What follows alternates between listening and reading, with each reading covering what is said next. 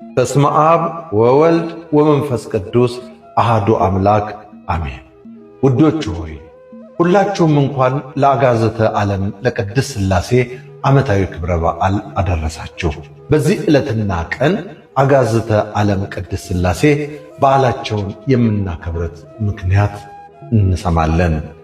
አጋዕዝተ ዓለም ቅድስት ሥላሴ በዚች ቀን ቅድስት ሥላሴ በኃጢአት የተገነባውን የሰናዖር ግንብ ያፈረሱበት፣ አንድነታቸውንና ሦስትነታቸውን በግልጽ ያሳዩበት ቀን ነው።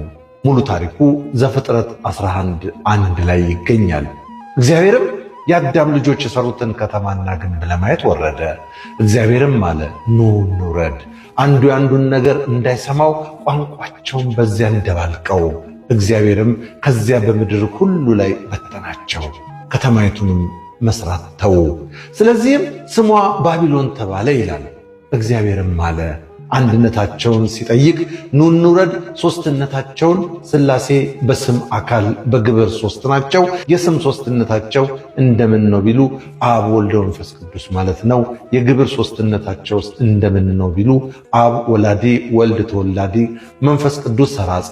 የአካል ሦስትነታቸውስ እንዴት ነው ቢሉ ለአብ ፍጹም አካል ፍጹም ገጽ ፍጹም መልክ አለው፣ ለወልድም ፍጹም አካል ፍጹም ገጽ ፍጹም መልክ አለው፣ ለመንፈስ ቅዱስም ፍጹም አካል ፍጹም ገጽ ፍጹም መልክ አለው። ለመሆኑ የሥላሴ ገጽ አካል ፊት እንደ ሰው ነውን ቢሉ አዎን እንደ ሰው ነው። ነገር ግን የሰው ውሱን ጠባብ ፈራሽና በስባሽ ነው። የሥላሴ ግን እንዲህ አይደለም። በሰማይና በምድር በአየርና በእመቅ የመላ ረቂቅ ሕያው ባህሪ ነው። የሥላሴ አንድነታቸው በመለኮት በፈቃድ በሥልጣን በምክር ወዘተ በመሳሰሉት አንድ ናቸው።